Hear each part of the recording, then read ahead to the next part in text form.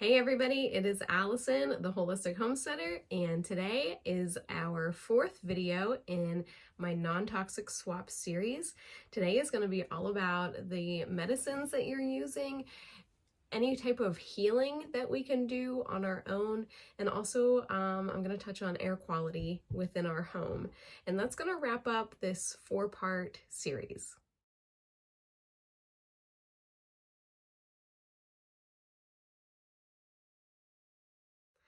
Okay, so we've talked so far about non-toxic swaps for in your kitchen specifically. Then we moved on in the second video and we talked about laundry and cleaning and what I swap out there. The last video, the third video, was on clothing and body products.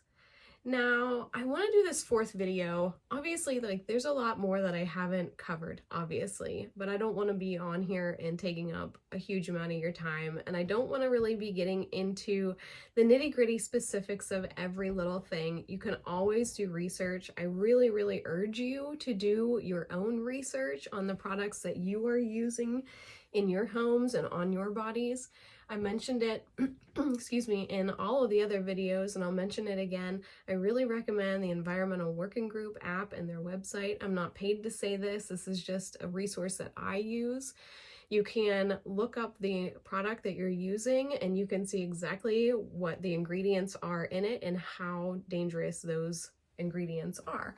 That site also recommends safer alternatives for whatever you're looking up. So if you're looking up a deodorant, for example, it will show you what's nasty about it, but it might also show you other recommendations of safer deodorants in another area on the site. So today, I'm just going to touch on what we can do ourselves in the realm of non-toxic swaps, just to live a healthier life, to help our bodies heal when we encounter illness, and just simple little things. The goal here is not to spend a lot of money on making these swaps.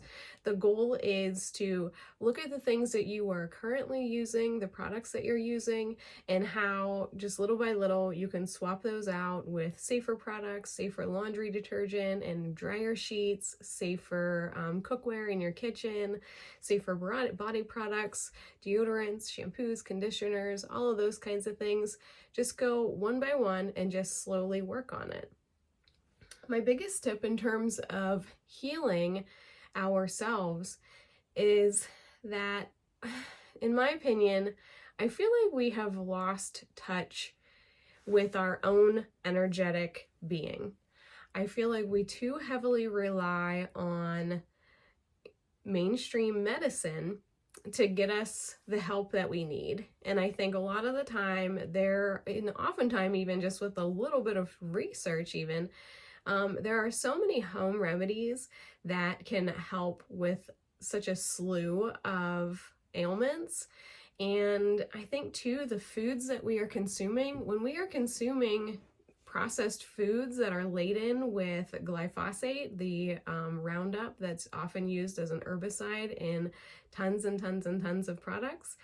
When we are filling our body with those kinds of items, the toxic items, then our bodies become toxic. And it's just really simple ways that we can make swaps, like with our food choices, for example, and it will help prevent illness and disease rather than to cure something in the end.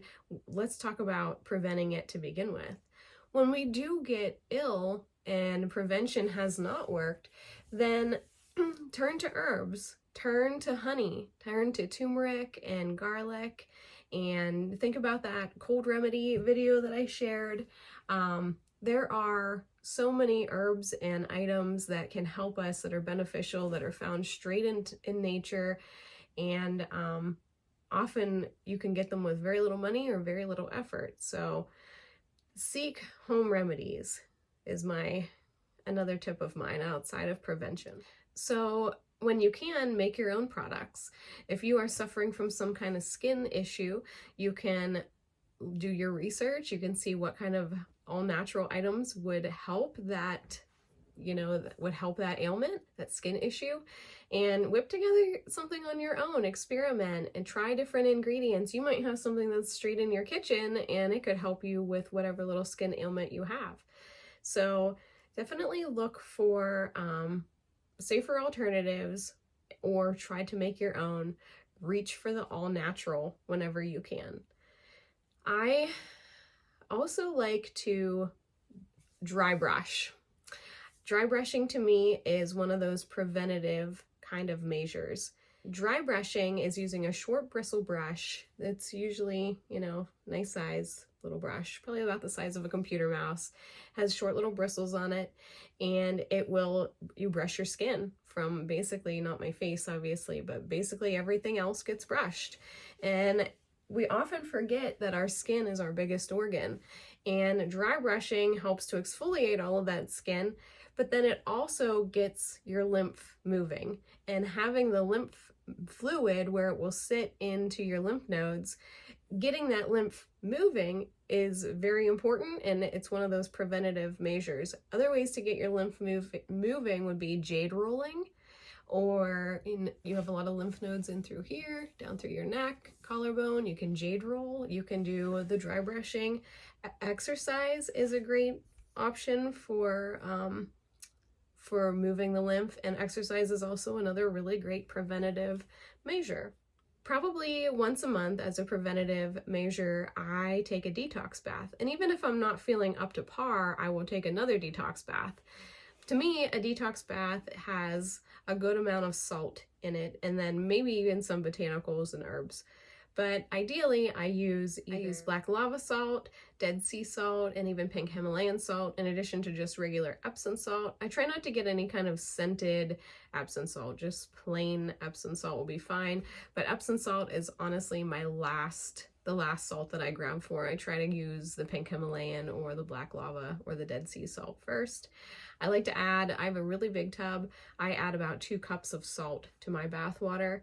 And then ideally you want to sit into water that is as hot as you can stand it.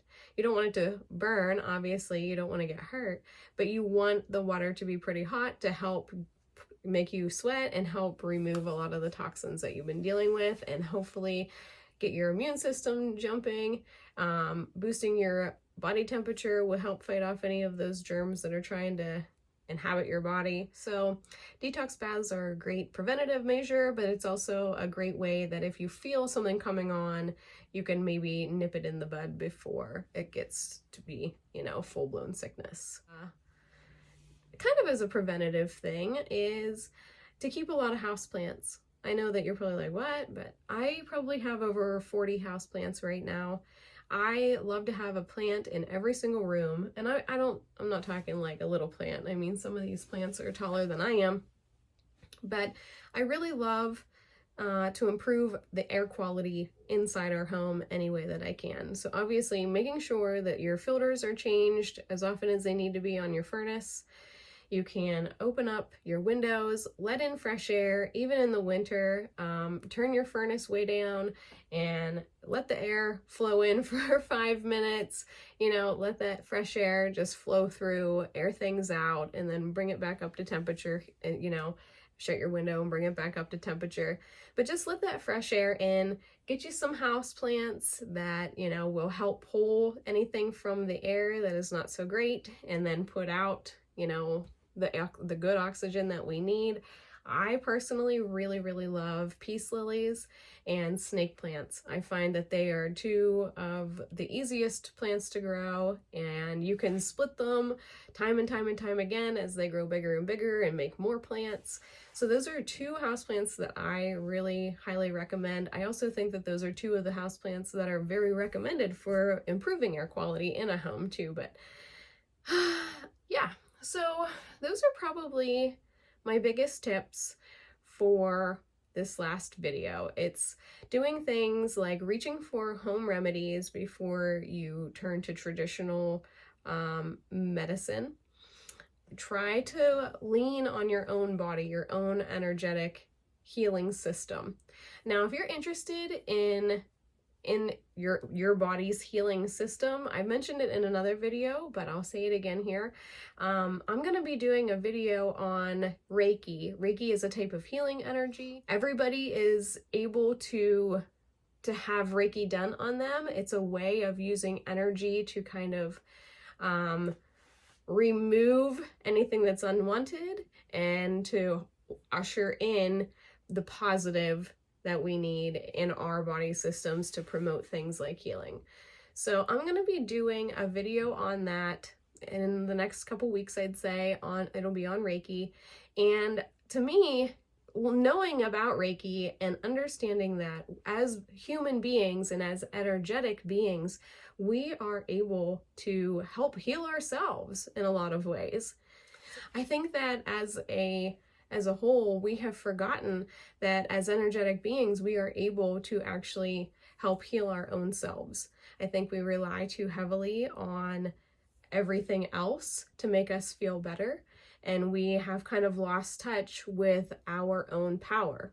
So just letting people know that, you can turn to home remedies, you can seek out alternative healing methods like Reiki, just knowing that there are all other options out there. Like even acupuncture is another great, it's an alternative device, it's an alternative method to help heal different conditions. So don't be so set in this little box of what your health and wellness journey should look like.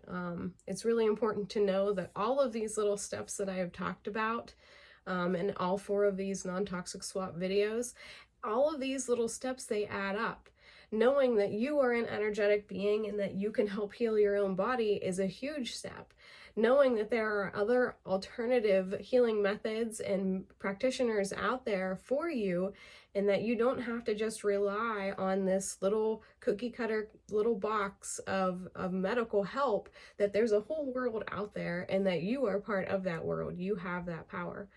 I think all of that is important when it comes to getting your healing, your medicine, to getting that detoxed, right? And I'm not saying give up what you're already doing. If you have things that you have to take, medicines you take, and if you are working with a doctor, well, great, that's awesome.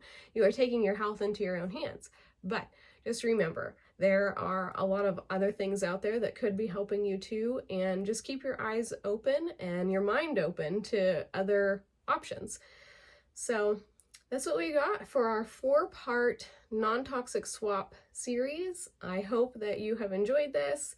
It helped me kind of show you a little bit more about the holistic side of who I am, and I hope that you have learned some great tips on how to make your home, your body products, your clothing options, your medicines a little less toxic.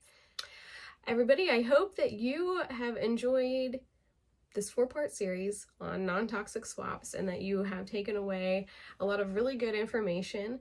If you have made any of these swaps, or if you plan to make any of these swaps, or if you can think of anything else that I have forgotten, please drop it in the comments below. I appreciate you so much for being here, and we will see you soon.